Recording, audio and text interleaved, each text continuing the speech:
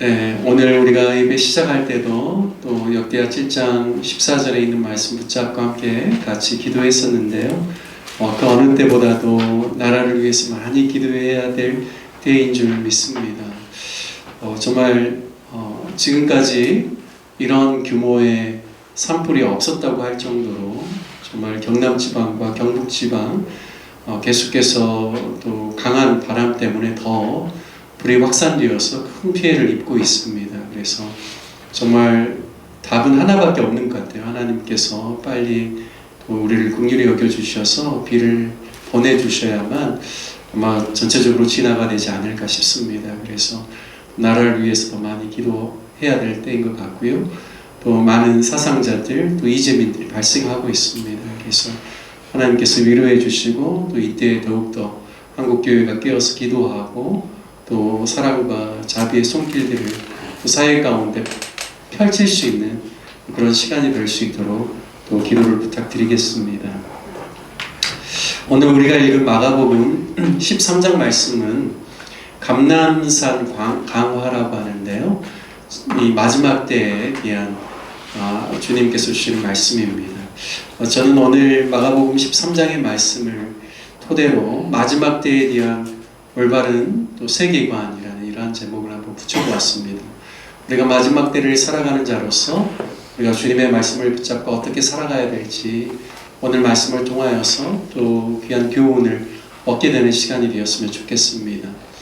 오늘 3절 말씀에 보면 예수께서 감람산에서 성전을 마주대하여 앉으셨을 때 베드로와 야고보와 요한과 안드레가 조용히 물었다라고 말씀합니다. 감람산에서 주님께서 이제 마지막 때에 있을 일들에 대한 내용들을 가르쳐 주시는 내용을 가르쳐서 감람산 강화라고 하는데요. 이 말씀은 우리가 공관복음이라고 하는 마태, 마가, 누가 모든 곳에서 다 이야기를 하고 있습니다. 시기적으로 가장 먼저 사복음서 중에 쓰여졌다라고 이야기하는 복음서가 마가복음인데요. 마가복음에는 우리가 읽은 13장에 이렇게 한 장에 걸쳐서 나와 있고요. 마태복음은 24장과 25장에 두 장에 걸쳐서 기록되어 있습니다. 그리고 누가복음에는 21장에 기록되어져 있는데요. 특별히 마가복음 13장뿐만 아니라 마태복음이나 누가복음을 함께 같이 읽게 되면 훨씬 주님께서 주신 이 말씀에 대한 해석이라든지 세밀한 그런 주님의 그 마음을 우리가 이해하기가 훨씬 더 수월한 것 같습니다. 오늘 제가 마가복음 13장에 대한 이야기를 하지만 또 누가복음에 나와 있는 내용들이라든지 마태복음에 나와 있는 내용들도 함께 같이 섞어서 말씀을 드리도록 하겠습니다. 특별히 오늘 3절에 보면 베드로와 야고보, 요한, 안드레가 예수님께 질문하였다라고 이야기하고 있습니다. 그의 질문의 내용은 어느 때에 이런 일이 있겠사오며 이 모든 일이 이루어지려 할 때 무슨 징조가 있겠나이까? 라는 질문입니다. 자, 지금 이 감람산의 위치는요, 해발 810m 정도 되는 좀 높은 곳입니다. 이 감람산 꼭대기에서 예루살렘 성전을 바라보면요, 그 높이가 약 한 30m 정도 차이가 난다라고 합니다. 그러니까 감람산에서 예루살렘 성전을 보면 30m 아래가 있기 때문에 이렇게 조망하기가 너무 좋은 위치에 있는 거죠. 제자들이 이 질문을 하기 전에 예수님께서 오늘 본문 1절과 2절 말씀에 보면 어떤 말씀을 하시냐면 제자 중 하나가 1절에 보면 예수님께 이야기하죠. 선생님이요, 보소서 이 돌들이 어떠하며 이 건물들이 어떠하니까? 라고 이야기합니다. 이 내용은 무엇인가? 제가 앞전에도 한번 설명해 드린 적이 있는데요. 솔로몬이 세운 성전보다 규모 면에서는 훨씬 헤롯이 세운 성전이 더 크다고 했죠. 더 화려하다라고 이야기를 했습니다. 물론 그 안에 들어가 있는 비용들, 금이라든지 이런 무게를 단다라면 솔로몬의 성전이 훨씬 더 화려하고 더 아름답겠지만 어쨌든 겉에 보이는 외형적인 모습은 훨씬 헤롯 성전이 더 큽니다. 화려하고. 왜냐하면 기원전 20년에 BC 20년부터 이것을 짓기 시작했는데요. 이게 완공이 언제 되냐면 AD 64년에 완공이 됩니다. 그러니까 거의 80년 넘게 헤롯이 성전을 건축한 거예요. 원래 그 자리는 수룹바벨 성전이 세워졌던 자리에 리모델링을 하는데 헤롯 대왕이 유대인들의 환심을 사기 위해서 아주 대대적으로 정말 그 어떤 성전과 비교할 수 없을 정도로 큰 공사를 하게 됩니다. 그러니까 예수님께서 활동하고 예수님이 이제 돌아가시는 보통 AD 한 30년 정도 추정하는데요. 그 시기에 예루살렘 성전은 아직 계속해서 확장 중에 있지만 그럼에도 불구하고 그냥 유대인들이 보기에도 너무나 화려하고 너무나 견고해 보이고 이 돌들은 절대 회파되지 않을 것 같은 그런 모습을 가지고 있었기 때문에 감람산 위에서 제자 중 한 사람이 예수님께 이야기하는 것이죠. 주님, 이 돌들을 보십시오. 이 돌들이 어떠하며 이 건물들이 어떠하나이까? 라고 질문할 때 예수님께서 2절에 보면 어떻게 대답합니까? 우리 2절만 한번 읽어볼까요? 함께 읽겠습니다. 예수께서 이르시되 네가 이 큰 건물들을 보느냐? 돌 하나도 돌 위에 남지 않고 다 무너뜨려지리라 하시니라. 여러분, 예수님의 대답이 뭐예요? 네가 이 큰 건물의 화려함을 보느냐라는 뜻이에요. 성전이라는 표현도 쓰지 않고요. 건물이라고 했죠. 돌 하나도 돌 위에 남지 않고 다 무너뜨려지리라. 무슨 말입니까? 이곳에 있는 돌 하나도 제대로 건재 있지 않을 것이다 라고 말씀합니다. 그러니까 예수님께서요, 예루살렘의 성전의 멸망을 이야기하고 있어요. 그러니까 이 이야기를 하시니까 제자들이 야고보, 베드로, 야고보, 요한, 안드레가 주님, 이런 때가 과연 있겠습니까? 언제 이런 일들이 일어나겠고 또한 이 모든 일이 이루어지려 할 때 무슨 징조가 있겠습니까? 라고 질문하는 겁니다. 여러분, 그런데요, 이 질문에 대해서 예수님께서는 두 가지 의미로 이야기를 합니다. 하나는 뭐냐면요, 실질적으로 AD 70년에 예루살렘 성전이 로마 티토스 장군에 의해서 3개월 만에 처참하게 회파되고 다 무너지게 됩니다. 바로 이 일에 대해서도 주님 말씀하시지만 더 근본적으로 하나님의 나라가 임하고 주님이 재림하실 그때 마지막 심판되기 전에 정말 세상의 끝이 어떻게 임하게 될 것인지 그 징조를 주님께서 아울러서 설명하고 있습니다. 여러분, 예수님을 따르는 제자들은 상상도 못 해보았습니다. 이 견고하고 화려하고 아름다운 이 성전이 회파된다라고 말도 안 돼라고 생각했을지 모릅니다. 여러분, 그런데요, AD 67년부터 유대인들이 로마군에 항거하면서 독립운동을 하게 됩니다. 그래서 계속해서요, 로마에서 군을 출동시켜서 제지하는 일들이 일어났죠. 그 유대 지역의 여러 곳에서 봉기가 일어나는 겁니다. 그런데요, 티투스 장군이 이집트에 있었는데 그의 아버지가 이제 로마 이 황제 대를 이어서 그 다음으로 이제 황제가 됩니다. 그러면서 계속해서 유대인들이 봉기가 일어나고 여러 가지 시끄러운 일들이 생기니까 결국에는 이집트에 있는 자신의 아들 티토에게 예루살렘을 치도록 명령하죠. 그래서요, 예루살렘을 치게 되고 그리고 3개월 만에 완전히 모든 것이 다 회파가 되어집니다. 특별히요, 왜 돌 하나도 남지 않게 됐는가? 그 성전을 공격할 때 불을 태워버립니다. 그러니까요, 그 성전 내부에 있는 금이 어떻게 될까요? 녹아서 흘러내리겠죠. 그러니까요, 그 금을 회수하기 위해서 성전의 밑에 깔려있는 돌까지도 다 끄집어내고 회파시키는 거죠. 그 녹여진 금을 떼가려고요. 그래서 결국에는 예루살렘 성전 자체가 완전히 회파되게 됩니다. 뿐만 아니라요, 계속해서 그 봉기가 예루살렘 점령 후에도 일어나게 돼서 결국에는 AD 73년에요, 완전히 유대인들이 이제 더 이상 속국으로 있는 것이 아니라 그냥 로마의 점령지가 되게끔, 그 전에는 분봉왕이라는 제도를 통하여서 이스라엘의 종교, 유대인들의 종교와 그리고 그들의 문화, 분봉왕을 통하여서 그런 것들을 부분적으로 인정하고 부분적인 자유를 주었지만 이제는 완전히 모든 영토가 다 로마 황제에게 개인 사유지처럼 귀속되게 되는 일들이 생깁니다. 그래서요, 역사 안에서 유대인들이 발붙이고 설 땅들이 유대 지역 안에는 없게 되는 것입니다. 그래서요, 유대인들이 이제 처참한 그러한 나라를 잃은 자신의 땅에서 더 이상 거주할 수 없는 슬픔 가운데 있게 되는 것이죠. 그러니까 예수님께서는요, 이 부분에 대해서 미리 이야기를 하는 것이죠. 그래서 예루살렘아 예루살렘아 주님께서 우시기도 하시고 앞으로 장차 되어질 일들을 보면서 굉장히 예수님께서 안타까워하시고 불쌍히 여기는 마음을 가지고 있습니다. 여러분, 그런데 오늘 마가복음 13장 말씀을 읽어보면요, 이 제자들의 질문에 대해서 두 가지 의미로 예수님께서 답변을 하시는데, 먼저는요, 예루살렘의 무너짐에 대해서 이야기하는 것이 아니라 마지막 때에 임할 징조를 먼저 이야기하시고 14절 이후에 이제 예루살렘에 장차 임할 그런 멸망의 징조들에 대해서 이야기하십니다. 왜냐하면 주님께서는요, 제자들로 하여금 예루살렘의 마지막을 걱정하고 그리고 그때 일어날 징조들에 더 마음을 쏟는 것이 아니라 정말 마지막 때를 살아가는 그리스도인으로서, 제자들로서 어디에 더 마음을 쏟고 장차 임하시게 될 하나님의 나라에 대한 그런 비전과 꿈을 가지고 살아가야 되는지에 대한 부분들을 더 주님께서 강조하시기 위해서 그와 같이 말씀합니다.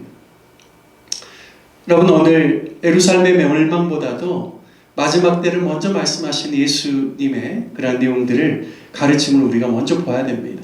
여러분, 5절 말씀을 보면 예수께서 이르시되 너희가 사람의 미혹을 받지 않도록 주의하라라고 말씀합니다.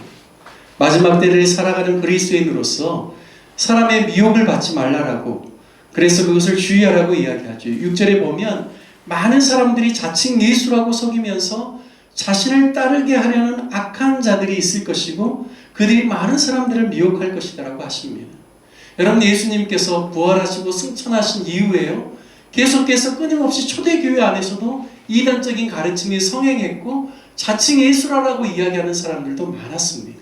여러분, 그것이 지금 우리가 살고 있는 이 시대 가운데도 계속해서 이어지고 있죠. 그러니까요, 자칭 예수라고 속이면서 자신을 따르게 하려는 그러한 악한 자들을 그들의 미혹에 대해서 주의하라고 말씀합니다. 그리고 계속해서 말씀하시죠. 난리가 일어나겠고 난리의 소문들을 듣게 될 것이다.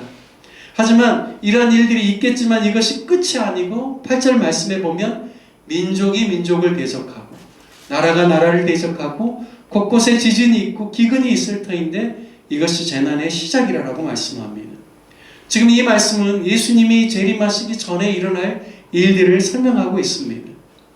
제자들의 입장에서는 이 말씀을 들을 때 예수님이 십자가에서 죽으시고 승천하신 후에 곳곳에서 일어나는 재앙과 전쟁과 재난의 소식들, 그리고 또 그리스도인들을 미혹해 하는 그러한 사람들을 보면서 내가 지금 살아가고 있는 이 시대가 마지막 시대구나 라는 것을 그들이 직감하였을 것입니다. 여러분, 우리도 마찬가지죠. 우리가 이 땅을 살아가면서 곳곳에 난리의 소문들을 듣습니다. 전쟁이 끊이지 않습니다. 세계 1차 대전, 2차 대전 이후에 전쟁이 종식될 것 같았지만 끊임없이 계속해서 갈등이 있고 지금도 전쟁 중에 있죠. 뿐만 아닙니다. 기후가 변화되고 인간의 탐욕으로 말미암아 세상 곳곳에서 재난과 지진과 여러 가지 이상 기후들로 말미암아 세계 곳곳에서 정말 그 마지막 때의 모습들을 보고 있습니다. 바로 주님께서 오실 날이 얼마 남지 않았다라는 사실을 우리도 알 수 있습니다. 9절 말씀에 보면 너희 스스로 조심하라 라고 말씀하죠. 그리고 사람들이 너희를 공회에 넘겨주겠고 너희를 회당에서 매질하겠으며 나로 말미암아 너희가 권력자들과 임금들 앞에 서리니 이는 그들에게 증거가 되게 하려 함이라 말씀합니다. 이것은 1차적으로 제자들이요, 이것을 실제로 경험하였죠. 바울의 전도여행을 보십시오. 얼마나 그가 법정에서 많이 서게 됐는지, 감옥에 들어가서 수차례 매질도 당하고 어려움을 겪었는지 우리가 너무나 잘 알고 있습니다. 여러분, 그런데요, 우리가 한 가지 주의해야 될 것은 무엇인가? 바로 예수 그리스도의 이름 때문이다라고 말씀하고 있습니다.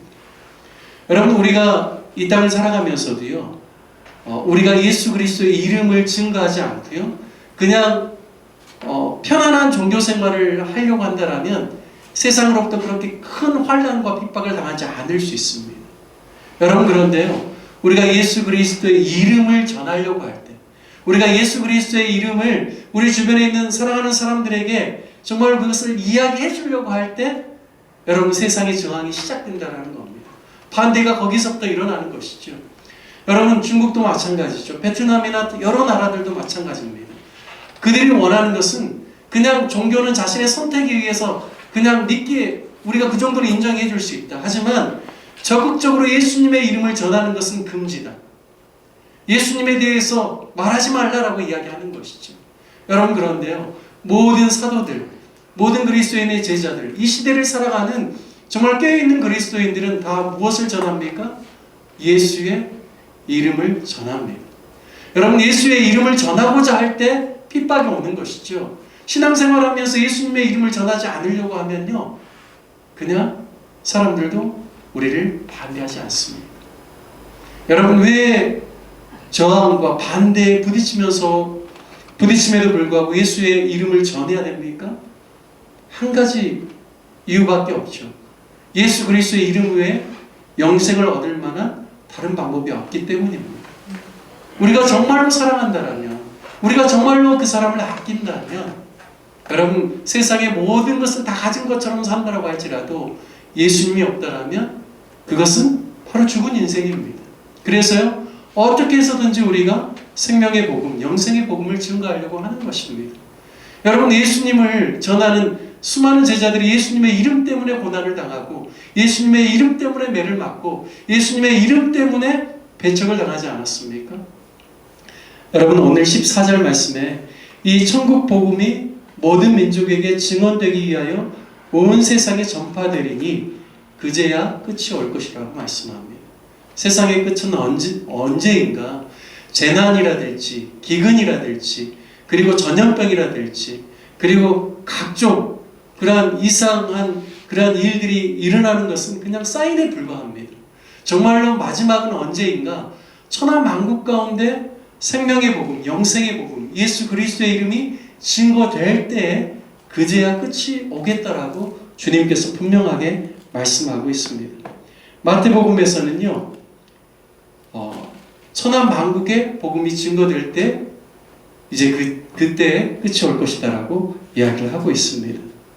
여러분, 우리가 마지막 때를 살아가면서 종말에 대해서 또 이단들은 막연한 두려움을 우리에게 갖춰주고 또 우리로 하여금 계속해서 재림을 준비하는 것에 대해서 그냥 우리로 하여금 그것에 대해서 어떤 심각한 마음, 그러한 마음들을 갖지 못하게 오히려 하는 부분들이 있는 것 같습니다. 그런데요, 성경은 분명하게 재림이 있다라는 사실을 강조하고 있습니다. 그리고 그 재림의 때가 속히 올 것이다라고 말씀하고 있습니다. 그리고 그 재림의 때를 어떻게 준비하는가? 오늘 13장 후반절에도 보면요, 끝부분에 보면 주의하고 깨어 있으되, 마치 주인이 그 사환에게 자신의 모든 것을 맡기고 갔을 때 주인이 언제 올지 모르지만 깨어서 늘 자신의 일에 집중하면서 충성되이 그 일들을 잘 감당함으로 그 주인이 언제 오든지 간에 주인을 맞이할 수 있도록 그렇게 경성하고 주의하고 깨어있으면서 자신의 일에 충성되이 일하면서 그 마지막 때를 준비하라고 말씀하고 계십니다. 여러분, 저와 여러분이 깨어있기를 소망합니다. 여러분, 우리가 예수 그리스도의 이름에 생명이 있다는 사실을 깨닫고 우리가 가정과 또 우리 이웃과 직장과 교회와 삶의 모든 영역 가운데서 예수의 이름을 말하는 저와 여러분 되시길 주님의 이름으로 축복합니다. 여러분, 우리가 전도할 때요, 예수의 이름 빼놓고 그냥 물질로만 드리면 안 됩니다. 예수님의 이름을 반드시 이야기해야 됩니다. 예수님 믿으시라고, 교회에 나와서 함께 예수님 믿자라고 이야기를 하는 것이 정말 복음 전도에 있어서 핵심인 것이죠. 모든 제자들이 예수님의 이름 때문에 핍박을 받았습니다. 하지만 그 예수님의 이름으로 말미암아 또한 영광을 얻게 되는 줄 믿습니다. 여러분, 오늘 이제 그 14절 이후로 보면요, 주님께서 또 예루살렘 가운데 임할 그런 심판에 대해서 쭉 이야기하죠. 멸망에 가증한 것이 14절에 보면 서지 못할 곳에 선 것을 보거든 그때 유대에 있는 자들은 산으로 도망할지어다 라고 했는데요. 여러분 여기 누가복음의 말씀에 보면 이 말씀이 누가복음 21장 20절에 너희가 예루살렘이 군대들에게 에워싸이는 것을 보거든 그 멸망이 가까운 줄을 알라라고 말씀하십니다. 그러니까 동일한 말씀이거든요. 그러니까 여기 멸망에 가증한 것이라는 것은 무엇인가? 여러분 로마 군대는 다 이방인들이죠. 이방인들이 예루살렘 성전에 들어올 수 있습니까? 없습니까? 못 들어오는 것이요. 그런데 그러한 군대들이 들어와서 멸망에 가증한 그러한 자들이 그곳에 서 있는 것을 보거든 너희가 이제 정말 이곳이 무너지겠구나라는 것을 직감하고 빨리 너희 안전을 위해서 내 생명을 위해서 도망하라라고 말씀하는 것입니다. 여러분 이 말씀을 받을 때 제자들의 마음은 어땠을까요? 이게 과연 실감 났을까요? 상상이나 됐을까요? 전혀 그러하지 못했을 것입니다. 헤롯이 지어준 그 성전의 그 화려함과 견고함을 보면서 도저히 이것은 그들이 상상할 수 없는 말씀이에요. 여러분 그런데 40년 후에 이 일이 실제로 일어났습니다. 여러분 그러면 그 말씀을 들었던 제자들의 마음 가운데는 어떤 마음이 들까요? 주님께서 40년 전에 이 부분에 대해서 명확하게 예언하셨는데 이 말씀이 이렇게 성취가 되는구나. 그렇다면 주님께서 마지막 때에 하시는 그 되어질 일들에 대한 이 말씀들도 확실하게 이루어지리라. 여러분 제자들이 그 확신을 가지고 어떻게 했겠습니까? 계속해서 마지막 때를 정결한 그리스도의 신부로서 살아가며 깨어서 경성하면서 하나님의 말씀을 붙잡고 충성된 하나님의 사람들로 예수 그리스도의 이름을 땅끝까지 증가하는 그 일 가운데 우리의 온 마음과 우리의 온 힘을 다 쏟아야 된다는 사실을 확신 있게 증거하고 마지막 때를 살아갈 수 있도록 그렇게 이야기하지 않았겠습니까? 여러분 주님께서 하시는 말씀은 1.1획도 땅에 떨어지지 않냐고 성취됨을 믿습니다. 여러분 우리가 오늘 마가복음 13장 말씀을 통하여서 우리의 마지막 때의 초점은 재난과 지진과 기근과 여러 가지 그러한 우리의 마음을 힘들게 하고 두렵게 하는 것에 우리의 마음의 포커스를 맞추는 것이 아니라 늘 복음에 마지막 때 주님의 복음의 완성, 성교의 과업이 이루어지는 그때 주님께서 임하실 것이라는 그 기대와 소망을 가지고 충성된 하나님의 사람으로 기회를 얻든지 못 얻든지 항상 힘써서 예수 그리스도의 이름을 전하고 사랑하는 가족들, 우리 주변에 있는 수많은 사람들을 사랑하고 복음으로 변화시킬 수 있도록 예수 그리스도의 이름을 담대히 전하고 그 능력 안에 머무는 저와 여러분 되시길 주님의 이름으로 축복합니다. 깨어있기를 소망합니다. 우리 이 시간 함께 같이 말씀 생각하면서 함께 같이 기도하기를 원합니다. 우리의 삶의 태도는 34절 말씀처럼 하나님께서 종들에게 권한을 주어 맡기신 사명을 충성되이 감당하며 주님이 언제 오실지 모르지만 언제 오시더라도 주님 보시기에 우리가 깨어 있어서 거룩하고 합당하며 지혜로운 하나님의 사람으로서의 삶을 살아가는 저희들 되게 해달라고 맡겨주신 사명 충성되이 감당하고 늘 깨어있는 하나님 사람 되고 주님 보시기에 거룩한 하나님의 사람들이 되게 해달라고 우리 이 시간 다 같이 주님의 이름 부르시면서 말씀 생각하면서 함께 기도하도록 하겠습니다. 주여